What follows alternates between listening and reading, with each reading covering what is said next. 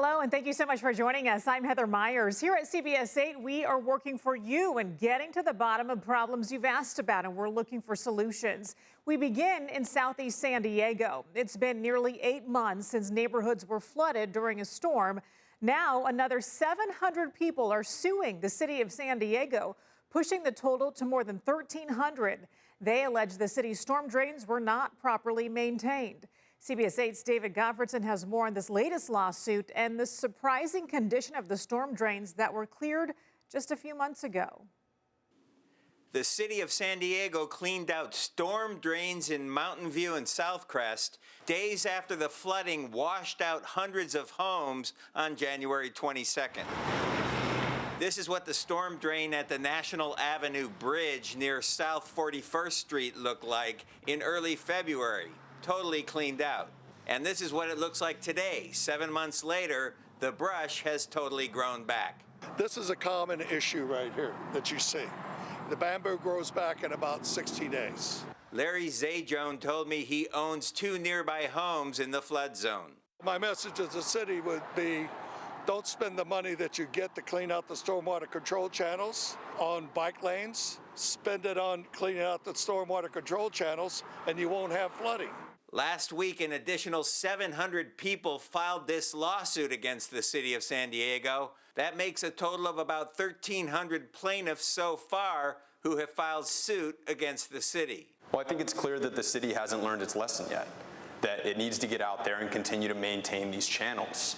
Attorney Dominic Martini filed the lawsuit alleging the city is spending money in the wrong places. The city's got a pattern and practice of taking a look at these areas of South San Diego that tend to be poor, right? And diverting the funds and the resources away from those areas to the tourist areas, the beaches, La Jolla. One of the plaintiffs in this latest suit is Alliance San Diego in Barrio Logan. The nonprofit's director says floods caused more than $100,000 in damages to their offices. The city did very little to invest in cleaning out the channels and the storm drains. Instead, they invested that money in wealthier, more affluent parts of the city at our expense. One of the goals of these lawsuits is to try and force the city to maintain its storm drains, which does not appear to be happening even today in Mountain View. David Gottfredson, CBS 8. So we reached out to the city of San Diego for comment. A spokesperson for the city attorney's office say they cannot comment on pending litigation. There is a continued push for more to be done to address the ongoing sewage crisis in the South Bay. This past week, the Air Pollution Control District reported dangerous levels of hydrogen cyanide in the area due to cross-border contamination. After that report, the county says it deployed an emergency hazardous response team, but found no threat related to hydrogen cyanide. We are working for you. We asked the Air Pollution Control District about the contradicting statements. It's not personally. I don't know any of these people. I just think, it's our data, but I back our data 100%. Advocates are pushing for more to be done, including installing sensors to detect any dangerous toxins, as well as filters for nearby homes. You can find more details on our website. Go to CBS8.com. A trench is causing quite the controversy in a Spring Valley neighborhood. It's been like this for months, and neighbors say it's dangerous. CBS 8's Brian White is working for you to get to the bottom of who's responsible.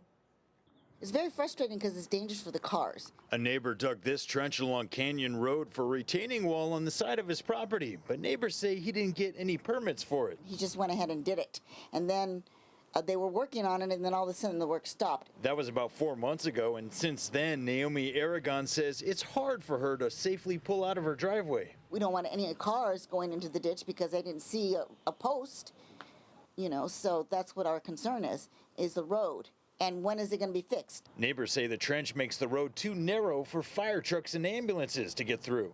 If the fire department coming to right here, he can make it, It's only like 10 foot. Diego Hernandez also lives on this road. He says SDG&E has an easement along here for utilities. You see 15 foot right here to right here, and then another 50 foot right here. I confirmed with the County of San Diego that this is a private road and that there have been no permit applications received for this project. And if they plan to build the wall higher than 3 feet, it would need approval first. Diego and I knocked on their door.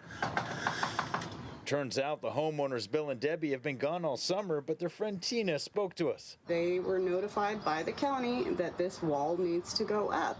It's 4 months. 4 months. I checked, and the county says they have nothing to do with this. And SDG&E says they told the homeowners they need to hire a licensed surveyor to make sure they're staying within their property line. You know, it's not pleasant for anybody. Who wants to deal with this? As far as the timeline for when this will all be resolved, Tina didn't know. Meanwhile, neighbors feel stuck with this mess and wish there was more communication. To this day, he has not made any contact with me at all. I'm not real happy about that. We'll keep you posted on this. In Spring Valley, working for you, Brian White, CBS 8.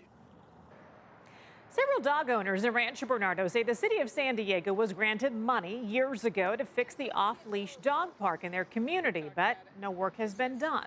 CBS 8's Steve Price is working for you to figure out what's going on. What was once a dog park packed with pooches is now this, the grass replaced by dirt. The people who've been using this park for years are frustrated. They don't understand how this was allowed to happen, and they want it fixed. They're exhausted, but they're sticking to it, hoping one day their bark will have some bite with the city. We had people who would come after work. They would meet, they would make connections, they would have fun, and nobody comes anymore. And it's very, very sad. Linda Hickman is beyond frustrated with the situation here at the Rancho Bernardo off-leash dog park. And it's not just the dirt and the burrs and the dangerous holes. Check out the water fountain. It hasn't worked all summer. It breaks my heart. Adding to the frustration, the city has the money to fix this. They got a $500,000 state grant 5 years ago, specifically to make the 2.6-acre RB dog park nice again. And back in 2022, they were told all the work would be completed by this October. But that's just weeks away, and no work has even started. Not acceptable, especially when we have the money. And it's not just Linda. Several dog owners say they've contacted the city trying to figure out what's going on. They won't give us any information at all. So there might be, $50,000 left. We don't know. Debbie Lettingham, who has been coming to this park for 15 years, wants people to know what's going on out here. But she's also sharing her story with trepidation. Whenever we complain about something or try to work with them to have it improved, then they retaliate and they do usually it's shut it down so we can't get in. Working for you, CBS 8 reached out to Councilwoman Marnie Von Wilpert's office. They told us they were forwarding our request for information to the city's Parks and Rec Department and would get back to us with a statement. But well past our deadline, there was still no response. The dog owners aren't surprised. We've sent her emails, we've contacted her, I've called her. She does not return my calls. CBS 8 will continue to follow up to find out where the grant money is and when improvements will finally be coming to the RB Dog Park. In Rancho Bernardo, Steve Price, CBS 8. Dozens of people enrolled in a drug rehab program at the Veterans Village of San Diego tell us that they were forced out of the property with just a few days' notice. As CBS 8's Brian White reports, this comes after state health regulators suspended their license for health and safety violations, including 7 deaths in just over 2 years. It is crumbling, and it happened suddenly, and it's just gotten worse somehow. Veterans Village of San Diego can no longer provide substance use treatment to veterans or civilians as the state moves to revoke its license. And as of Monday, that license is suspended. With that license being taken away, the veterans are no longer receiving mental health services or clinical treatment for their addictions. Josephina Davik was an intake coordinator at the village, that is, until she walked out and quit today. These are my people. This is what I know. It's part of my identity. The California Department of Health Care Services told CBS 8 that between January and October in 2022, 5 deaths at the village were reported to the agency, prompting investigations that uncovered multiple health and safety violations. After 2 additional client deaths since then, the most recent one 6 months ago, the state finally took further action. There was a death in March. that that was a fentanyl overdose. This person had brought the fentanyl onto campus. The suspension cuts off certain resources for the village, forcing more than 70 people enrolled in the drug Medi-Cal program to leave Monday, many of them civilians. However, they can still provide transitional housing and other programs to veterans experiencing homelessness. We've watched so many people die. As an intake coordinator, I have a commitment to these people when they come in. A spokesperson for VVSD told CBS 8, quote, "This decision has come as a profound shock to our team and that we are deeply concerned by the state's swift and severe decision." They also said, quote, "We want to assure the public that our veteran-specific programs at VVSD are fully operational and remain unaffected by the current temporary suspension," end quote. According to Josephina, she's witnessed neglect of veterans at the village during her time working there, and she believes the nonprofit is falling short of its mission. There's been a lot of long-standing issues that haven't been addressed. And for the veterans, that means that they feel like this is almost a case of stolen valor. Brian White, CBS 8. Still to come here, concerns about the future of the SS Encinitas will take you on board and show you why these houseboats may not be around much longer if they don't get some help. Plus, rent prices in San Diego are going down, where you will find the most affordable and most expensive homes in our county. And don't forget, we want to look into the issues affecting you and your community. Email us at workingforyou@cbs8.com. We'll be right back.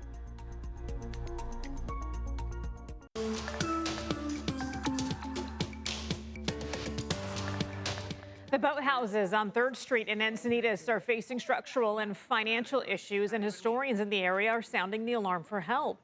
CBS 8's Kirsten Holmes is working for you and took a tour of the boathouses to learn more about the necessary repairs.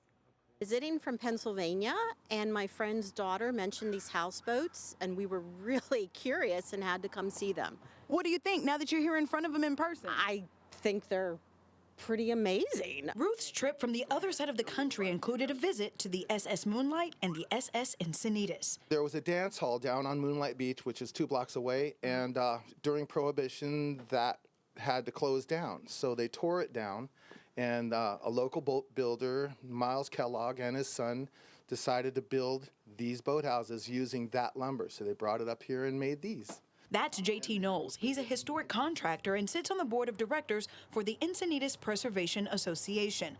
It's J.T.'s job to keep these beauties up and running. These wouldn't float. They've never been in the water, and they weren't moved here. They were built in place. And now that structure that's been here for all those years is failing. The Encinitas Preservation Association bought the houseboats back in 2008. A family with 2 kids grew up in this home. And now that they're off to college, the family has moved away, and now these 2 houseboats need a little or a lot of TLC. As you can see, these posts, they're starting to fail.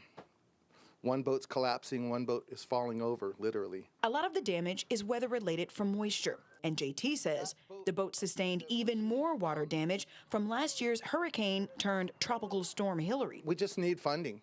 We don't have any funding, and the rent that we're losing from these places was the only thing we had to keep maintenance alive, but now we don't have that. And as you can see behind me, we have some bracing holding this from falling over. That was engineered and had to pass the city inspection, and that one there is just simply collapsing. The houseboats are nearly 100 years old and received National Historic Designation in 2019.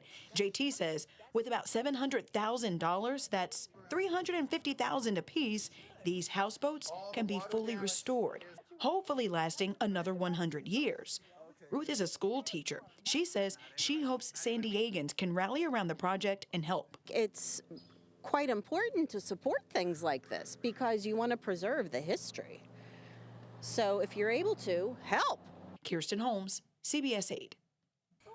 So JT, who you heard from in that story from the Encinitas Preservation Association, says that they could use some more help from volunteers. And if you would like to help, go to cbs8.com and click on this story.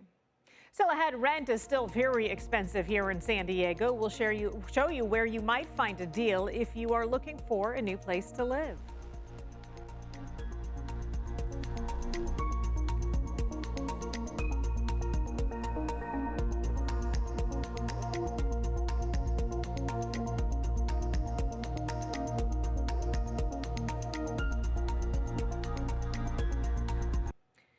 City crews have started work on a long-promised roundabout at a dangerous four-way stop in the South Bay. This was what we saw at the corner of Del Sol and Costner and Otay Mesa last Monday. Work's getting done. And we've been working to get answers for months after neighbors told us that they had seen several bad accidents here. A roundabout was approved back in March, and we were told it could be done by June, but when we checked back in July, nothing was done. City leaders told us then that the timeline was pushed back as they worked to secure the materials, but that work should start in September. After months of nothing, neighbors tell us that they are happy that our reporting finally led to some change. I called you guys, and you came out and did this story on the thing, and the next thing I know, we get a flyer on the mailbox saying that they're going to start marking out the street. The roundabout is expected to be finished by October.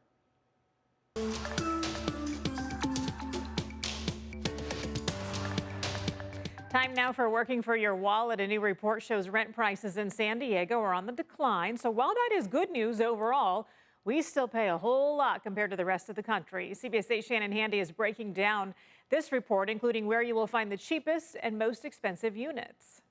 According to rental website Zumper, rents in San Diego have gone down on average about 2% since last year. Now, the price you pay depends on how many bedrooms and where you live. For example, the report found that in Encinitas is where you're going to find the highest rents.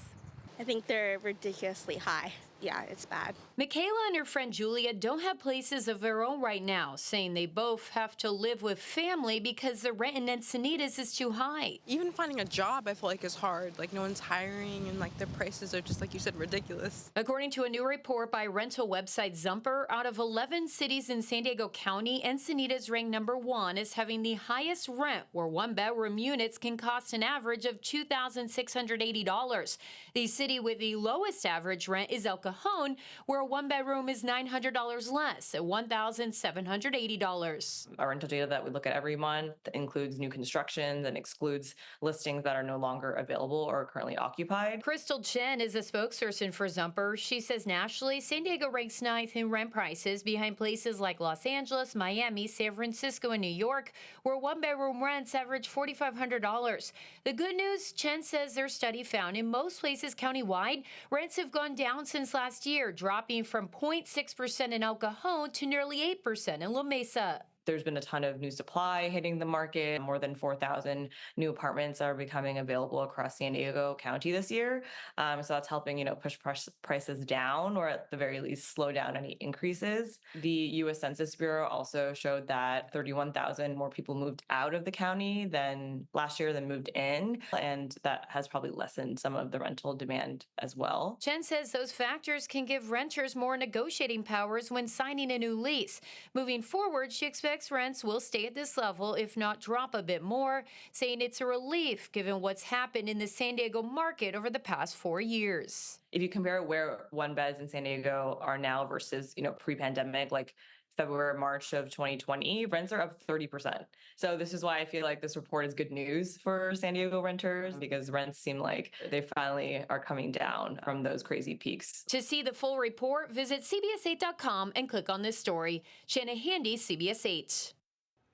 Well, that's going to do it for us. If there is something that you would like us to look into, you can email us at workingforyou@cbs8.com. Thanks for joining us. We'll see you next time.